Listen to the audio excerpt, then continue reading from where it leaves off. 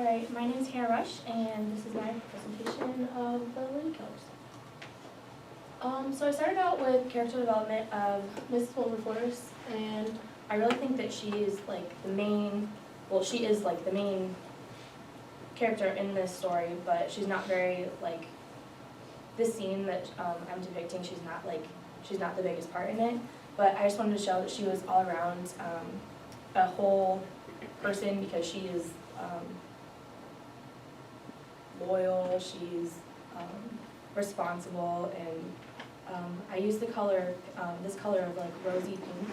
I don't know if you can see it very well on this, because I think red's a dominant color and it shows her strength, but lightening it shows that she's older and more fragile, and I really felt this color was like a good fit for Mrs. Wilberforce.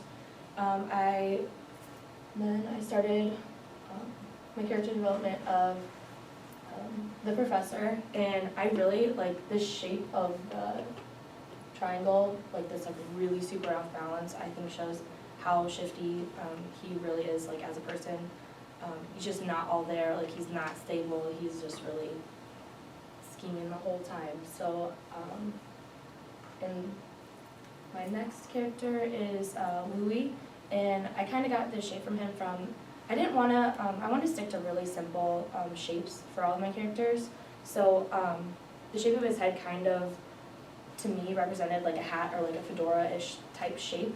And I think I took a rectangle, but I slanted it because he's still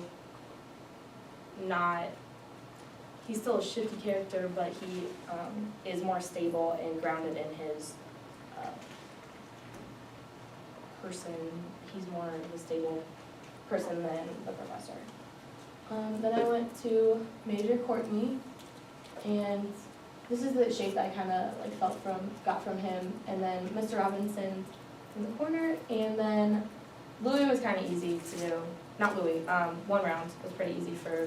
I just feel like this is this blocky character because he's just a big guy. He's not a huge part in this scene, so he's the most simple of all of them. And I chose this color green just to show like a sickening color, because in this scene they're plotting to kill Miss Wilberforce, and like how they're gonna do it, how they're gonna get rid of her. So it's just kind of like a sickly color, and it's strong. This is my development of my first scene.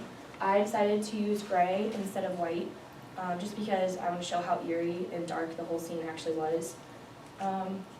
So I have all the gang members in the room. This is the part where they all are turning to Louis because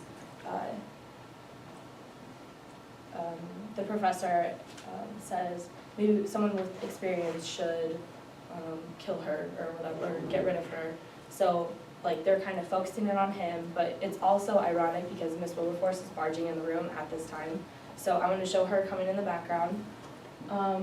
Changed it to dark or to a black. This is just more composition for the door. And then I like had them like leaning in, but it kind of looked like they were dancing, so I like wanted to like change that. I moved them to the other side of the room, made Louis even smaller and then bigger because they're kind of all just like zoning in on him, and Mrs. Wilberforce is just in the background.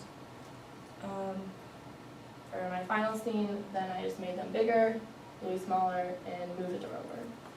So final for scene 1. Now this is like just Louis in this scene, and it's where he is cutting the matchsticks.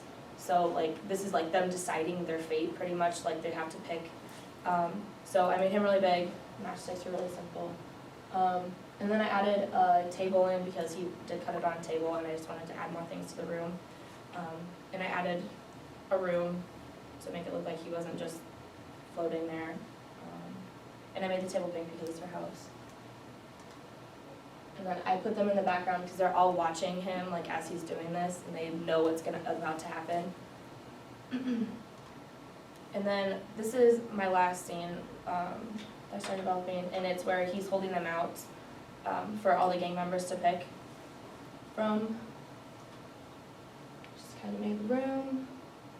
And then, you can't even see it on there. There's a match right there, but I made it pink because that's the one that whoever picks it, there's someone who's in charge of getting rid of Miss Wilberforce. So, and I made Louis really big because he's the one handing it out, and all the rest of them smaller to show that they're picking their fate. And then I like gave it to all of them because Major Courtney was the one who picked the short matchstick, but I really didn't like that at all, so I changed it back, gave the matchstick an outline so maybe we could see it better. And that's my final for scene 3. So there's 1, 2, and 3.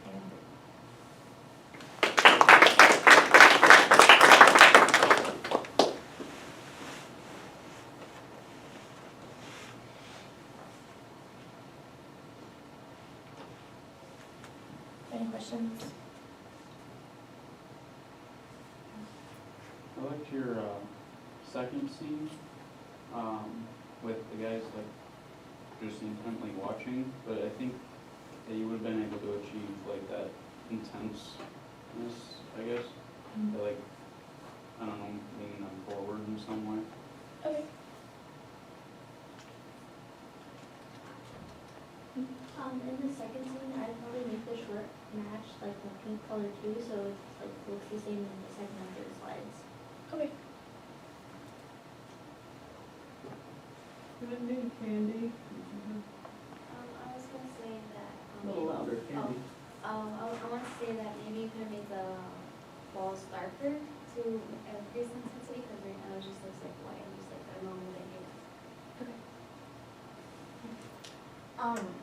I just have a question on why you chose to do like the gray background and not like change it maybe to black, so then you could have the matchsticks gray. Was there like a reasoning on why you like wanted it white or the background to be gray? Just because I thought that the white, like, I tried with white, I didn't have any of them on here, but I tried with white and it just seemed too bright of a scene, because they're all talking about how they want, like, they don't want her around, they're gonna kill her, like, who's gonna kill her, like, make it look like suicide. So that's kind of my reasoning why, but I'm open to suggestions and changing it. Well, then you had the option to invert to black. Did you try that? No, I didn't try that. On your first final scene, is the black triangle in the corner representing like the room? Yeah, that was more just a compositional choice. I don't really know if I'm going to keep that for submitting it on my blog, but And yeah. I was gonna say like maybe you could add more perspective if like you created the line that makes the horizontal wall a little bit shorter, and then have the ceiling line go up, and then that shows that Mrs. Wilberforce is in the back walking in. Okay. If that makes sense. Other questions and comments? I think you're missing very important things here. This is just like an editing thing on the third final scene. I think it's one round. His head is like behind the professor, whereas like based on where he's standing, like his head should be overlaid in front of it. Okay, yeah. I think that's it. Maybe I'll see that. I think that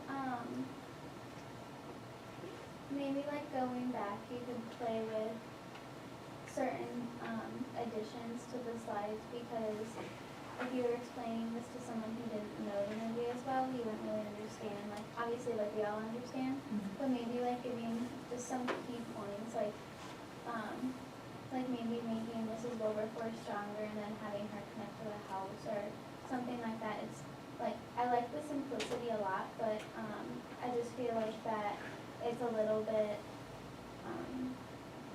like too broad, and that like maybe adding some more characteristics to the scenes will also enhance the whole point of the scene, saying like that turning into who needs to be killed or like who kills her and stuff like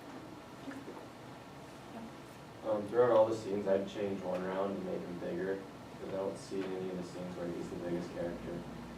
Yeah, I think you really have a problem with these characters, and this is what I'd like everyone to address, but nobody ever wants to address something that's a major problem.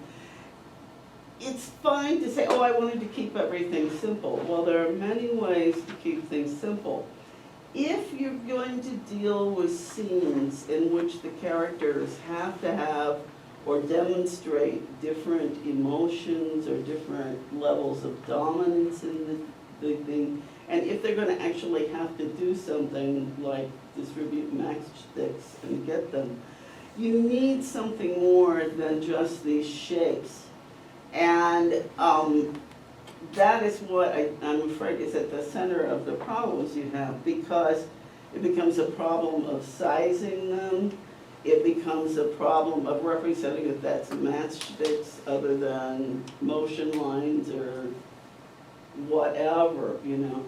And then if we want to foreground a character and give him some sort of emotion, or take him from the emotion of feeling he's being dominated and taking over, without more to distinguish the character, it's really hard to see what is happening. Because the larger space could just indicate a shift in point of view in the room without really indicating much more. So I think there is a problem centrally with these characters. They need more definition, and one round must be more distinctive either by his size or by the fact that he's a softer character, rounding his corners and that sort of thing. But I almost think you're gonna have to just have more to the character. Like which facial is gonna expression work kind with- of stuff? Or- No, I think they're gonna have to look Okay. more like actual characters. Oddly enough, you can represent Mrs. Wilberforce that simply because she's not going to be the action or the tension in the scene. It's kind of like Little Red Riding Hood is in danger in the scene, that the main forest scene that we see in Molly Bang, but she's not the active person or character. She's not the one creating the danger. So the wolf is more fully articulated, and she's just this strong little girl triangle.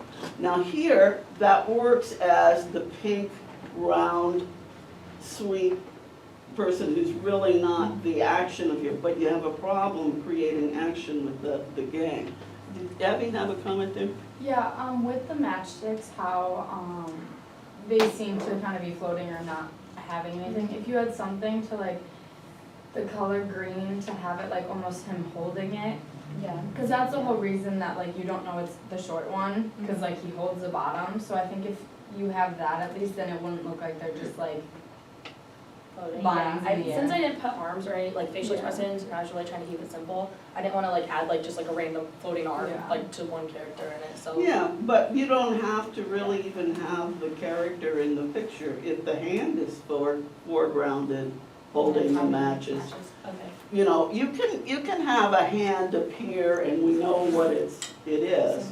You know, it doesn't have to be the identical character there. Anybody else have a suggestion of your way of doing it? Candy? I was gonna say also include Pardon?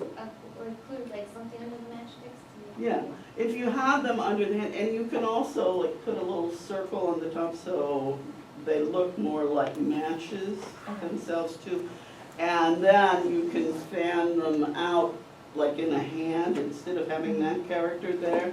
But I think that the characters need to be able to be capable of the action you want depicted in the scene. And that is the problem you're dealing with right now. And you can redo the one by simply taking the character out and substituting a hand in the foreground.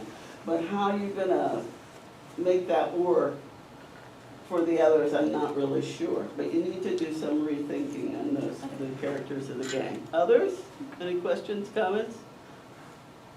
Okay, thank you.